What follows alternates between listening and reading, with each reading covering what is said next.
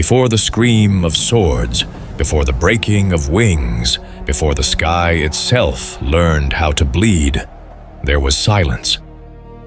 A single feather drifts through darkness, white as the first morning, stained with something that glows like liquid gold, angelic blood, the kind that was never meant to spill.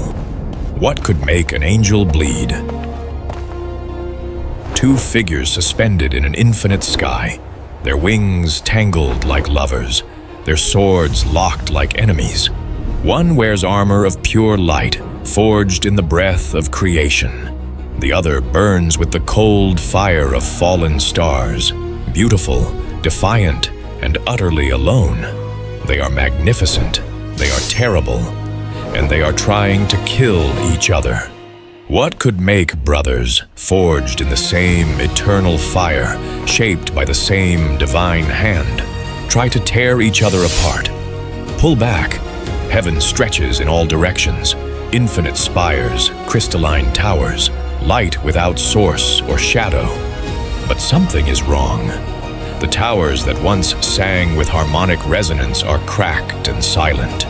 The light that never wavered now flickers like a dying candle. And the music, the endless, perfect music of the celestial choir, has stopped. In its place, the distant thunder of war. What happens to a paradise when the ones who built it go to war? A voice echoes across eternity, clear, defiant, unbroken. I will not kneel, not to him, not to anyone. The sound of a blade being drawn, the weight of a choice that cannot be undone. And then, the first blow. This is the story of how heaven broke. How two angels who loved each other more than anything in creation became the architects of the first war, the original sin, the wound at the heart of the universe that has never fully healed. This is the story of Michael and Lucifer. And if you stay until the end, you will understand something that 10,000 years of theology has tried to bury. That this war was never about good versus evil. It was about two kinds of love, both real, both true, both willing to burn everything rather than surrender. But to understand how it ended, you have to understand how it began. When Michael and Lucifer were not enemies, but the closest thing angels have to soulmates. In the beginning, before the beginning, there was heaven. Not the pale imitation that human minds would later imagine, with clouds and harps and endless rest. No, this heaven was alive. It was architecture that sang, light that breathed, space that curved in impossible geometries, each angle a prayer, each corridor a hymn. The throne of God sat at the center of everything, and from it radiated a presence so vast, so total, that to exist within its glow was to know, without question, that you were exactly where you were meant to be. And around that throne gathered the host, millions upon millions of angels, each one a masterpiece of divine engineering. Seraphim with 6 wings of fire, cherubim with eyes like galaxies, thrones that were living wheels within wheels, singing mathematics into existence. But among all the host, 2 angels stood apart. Michael, the sword of God, the commander. He was not the most beautiful, that title belonged to another, but he was the most steady. A pillar of white marble in a realm of shifting light. Where others questioned, Michael served. Where others hesitated, Michael acted. His blade had never known defeat because Michael had never known doubt. He was loved, he was feared, and he was, in his own way, profoundly alone. Because duty does not make friends, it makes soldiers. And then there was Lucifer, the Morningstar, the light-bearer, the most radiant being ever to spring from the divine imagination. When Lucifer sang, the foundations of heaven trembled, not from fear, but from joy. When he walked, lesser angels would stop mid-flight just to watch, transfixed by a beauty that seemed almost too perfect to exist. But Lucifer's glory was not merely aesthetic, it was intellectual. Where Michael obeyed, Lucifer understood. Where Michael trusted, Lucifer questioned. Not out of rebellion, not yet, but out of an insatiable hunger to comprehend, to know not just what was commanded, but why. Why are the stars arranged in this pattern and not another? Why does the throne face this direction? Why do we sing these words and not others? Most angels found these questions uncomfortable. Michael found them fascinating. And so, against all logic, the sword and the star became inseparable. They would spar in the training grounds of the third heaven, Michael's precision against Lucifer's brilliance, and afterward, they would sit on the edge of reality itself, watching new galaxies spiral into existence, and they would talk about duty, about meaning, about what it meant to serve a God who never explained himself. Lucifer once said to Michael, "And I am the fire. Together, we are the perfect defense, one to hold, one to illuminate." Michael Or had the perfect smiled. disaster, one to contain, one to consume. Perhaps. But what is existence without a little risk? They were brothers. They were complements. They were, in a realm of eternal sameness, each other's one true variable. And then God created humanity, and everything changed. Lucifer watched as the Almighty bent over the dust of a newly formed world and breathed life into clay. He watched as these fragile, mortal, impossibly limited creatures opened their eyes for the first time. And he watched as God gave them something he had never given the angels: choice, the power to obey or disobey, the freedom to love or to turn away, the terrible, wonderful, devastating gift of genuine will. Why? Lucifer whispered, watching the first man take his first breath. Why do they get to choose and we do not? Michael, standing beside him, felt the question like a blade sliding between his ribs. "Because we are made to serve," he answered. "That is our glory." Lucifer turned to look at him. In those eyes, brighter than any sun, Michael saw something he had never seen before: doubt. "Is it glory?" Lucifer asked softly. "If we had no choice in accepting it?" That question, why them and not us, would be the first thread Lucifer pulled. And once pulled, heaven began to unravel. The command came without warning, as divine commands always do. Every angel was summoned to the great court, the infinite hall before the throne, and there, in a voice that was thunder and whisper simultaneously, God spoke. "You will love humanity. You will serve them. You will place them above yourselves, as I have placed you above the beasts of their world." One by one, the angels knelt. Seraphim, cherubim, thrones, dominions, an ocean of celestial beings, bowing in perfect unison. The sound of their submission was like the universe exhaling. All knelt. All but one. Lucifer stood, not in defiance, not exactly. He simply did not kneel. His wings remained unfurled, his head unbowed, his radiance undiminished. In a sea of prostration, he was a lighthouse of stillness. The court froze. A million eyes turned toward the Morningstar.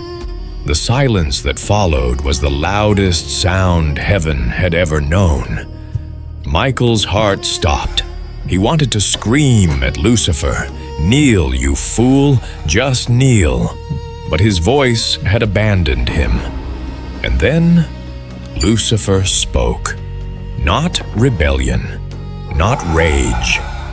A question. If we cannot choose whether to love, is it truly love fearing, or only obedience wearing love's face? The question hung in the air like a wound that refused to close. Among the host, something shifted. Whispers began to ripple outward, not of dissent, not yet, but of recognition. Many angels had felt the same unease. Many had asked the same question in the privacy of their own minds. But none had dared to voice it. None had been willing to stand in the presence of God and demand an answer. Until now. God did not respond. The throne remained silent, inscrutable, its light neither brightening nor dimming. The command stood. The explanation did not come. And Lucifer, after a moment that stretched across centuries, turned and walked out of the great court. Alone. Michael followed. He had to. He did not know what else to do.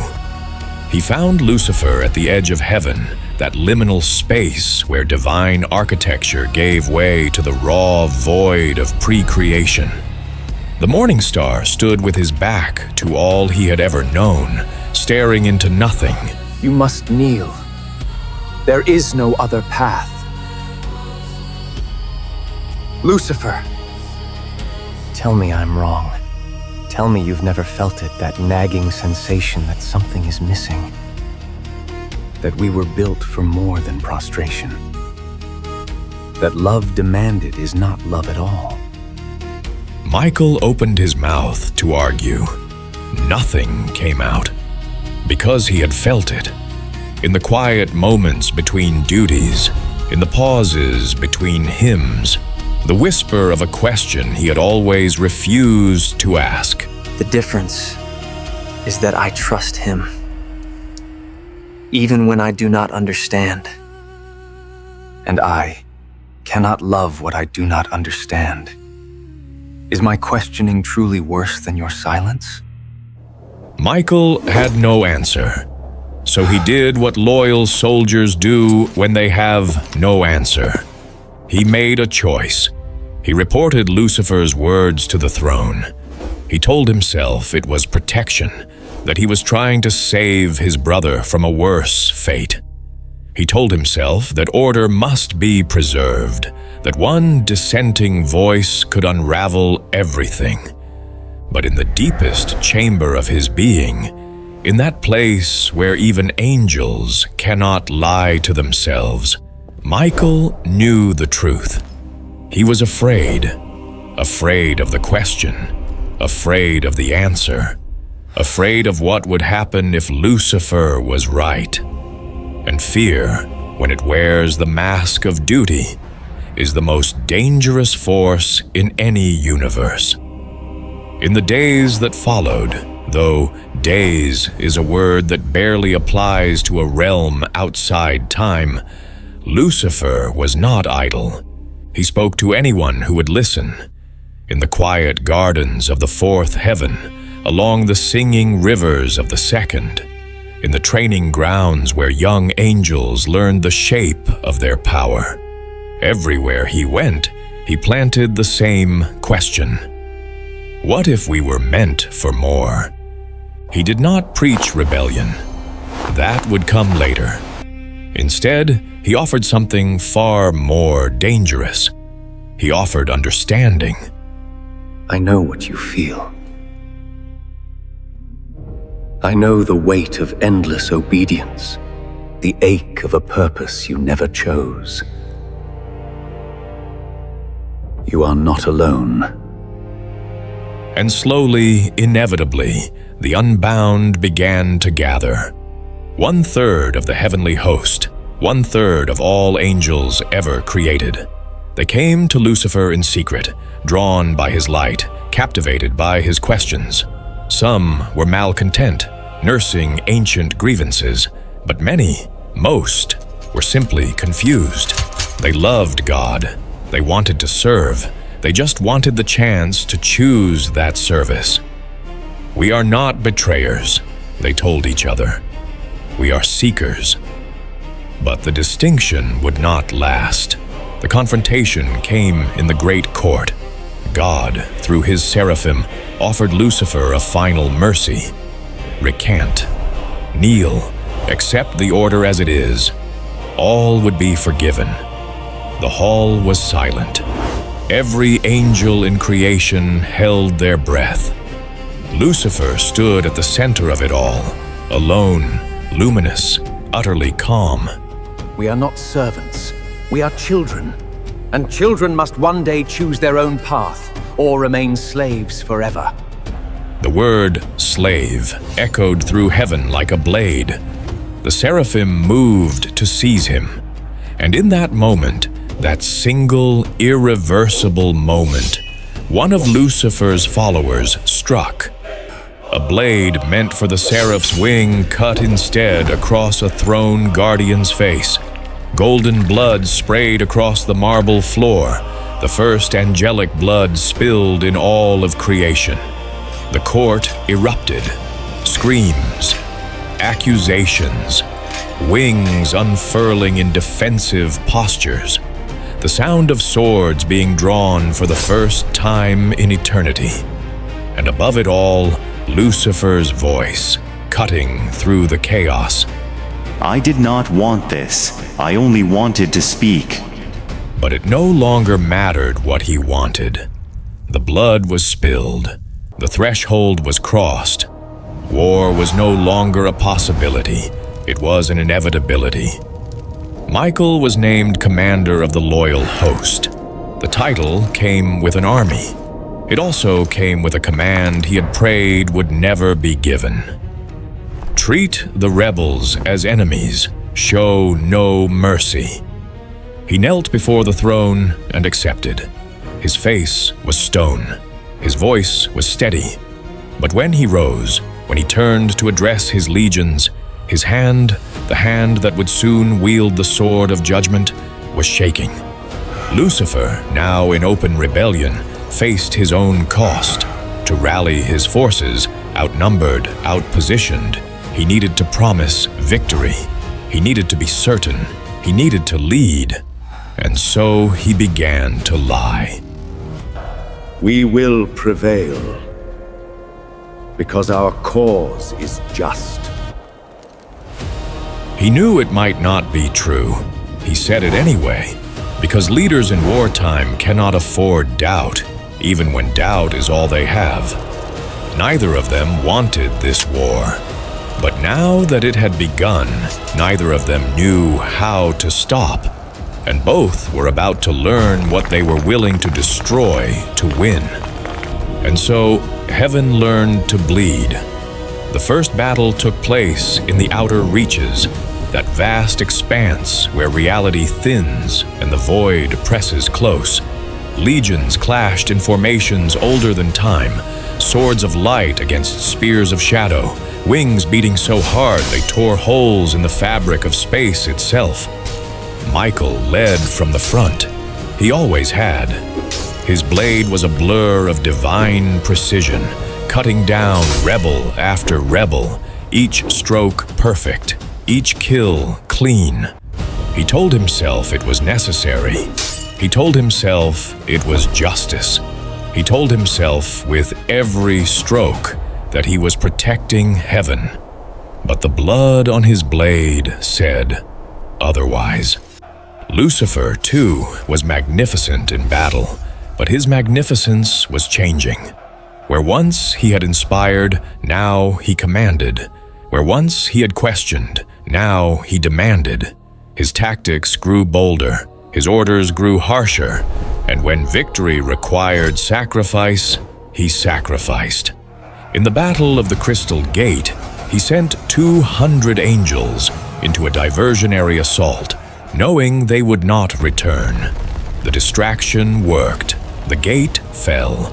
Lucifer's army advanced, and the survivors looked at him with something new in their eyes. Not admiration, fear. He was becoming what he had sworn to oppose, a ruler who placed victory above everything. The war raged across 7 heavens. The sapphire halls, where the laws of creation were first inscribed, burned. The garden of first light, where angels had played in the morning of existence, was trampled to ash.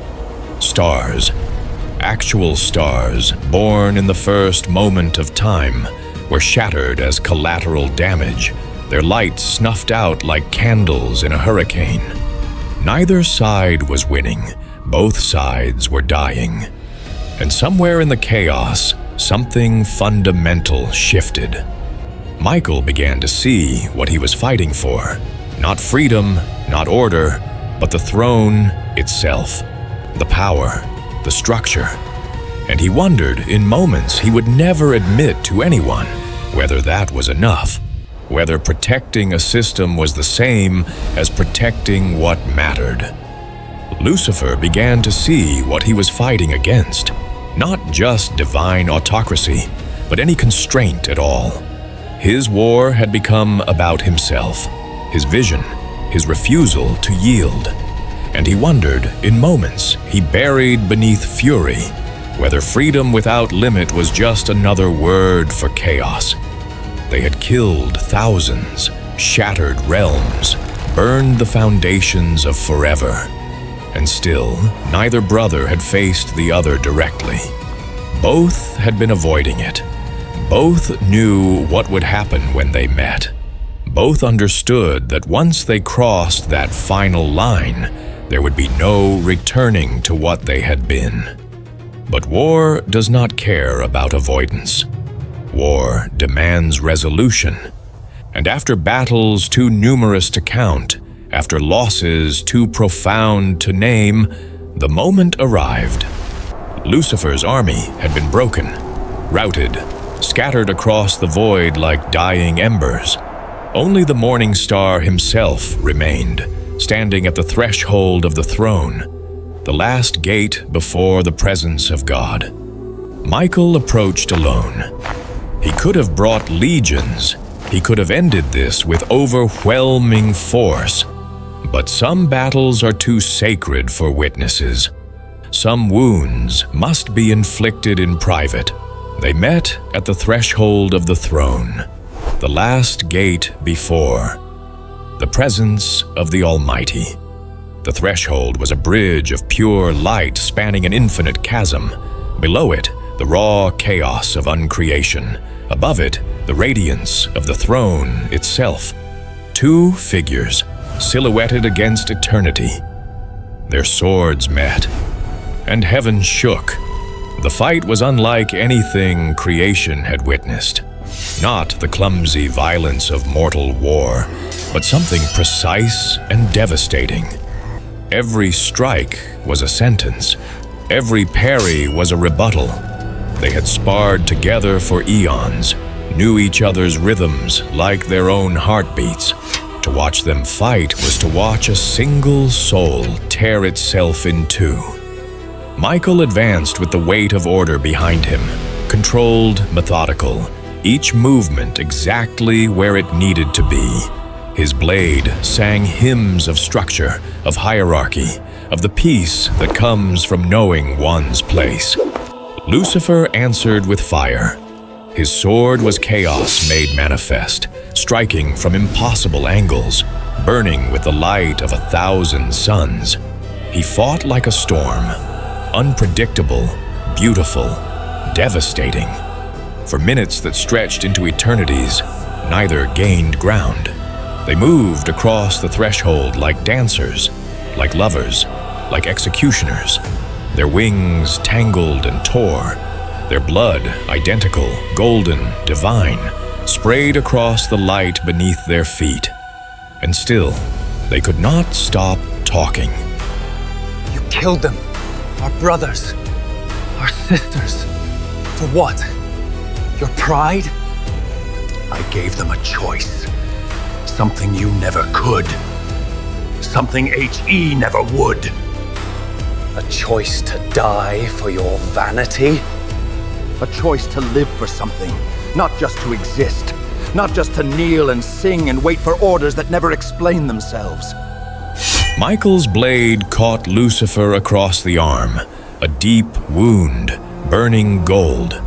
Lucifer staggered but did not fall. His eyes were wild now, desperate, filled with something that might have been tears. You know I'm right, Enta. You've always known. You've just been too afraid to say it. Michael hesitated, and in that hesitation, the entire war pivoted. Lucifer saw it, that flicker of doubt, that moment of recognition, and he pressed his advantage. His blade became a blur, driving Michael back step by step, strike after strike, until the commander of heaven's armies was on the defensive for the first time in his existence. You feel it too, the emptiness. The question you've never let yourself ask. What if it's all meaningless, Michael? What if we're just instruments, playing notes we never chose, in a symphony we'll never understand? For one terrible moment, Michael saw it. The abyss that had swallowed Lucifer. The void where faith meets uncertainty. The darkness at the heart of eternal obedience. And something inside him nearly broke. But only nearly. Because in that same moment, Michael understood something Lucifer never could. That faith was not the absence of doubt. It was the choice to act despite it. That order was not the enemy of freedom. It was the soil in which freedom could grow. And that love, true love, the kind worth preserving, sometimes required the hardest sacrifice of all. Michael struck, not with rage, not with righteousness, with grief. His blade caught Lucifer's and shattered it. His hand found Lucifer's throat. In a single, devastating motion, he drove the Morningstar to the ground, pinning him against the light of the threshold itself.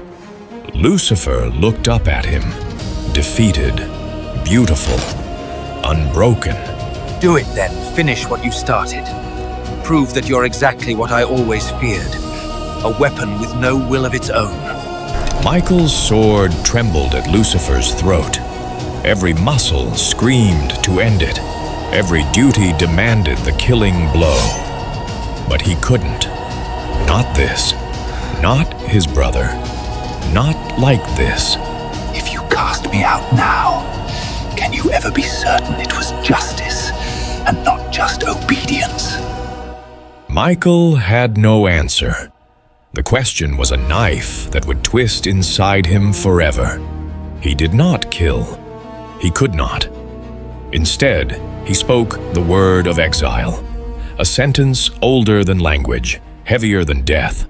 The syllables tore from his throat like shards of broken glass, each one burning, each one irrevocable.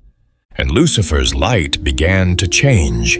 It flickered, it twisted, it began impossibly to darken. Lucifer's eyes went wide, not with fear, but with something worse, understanding.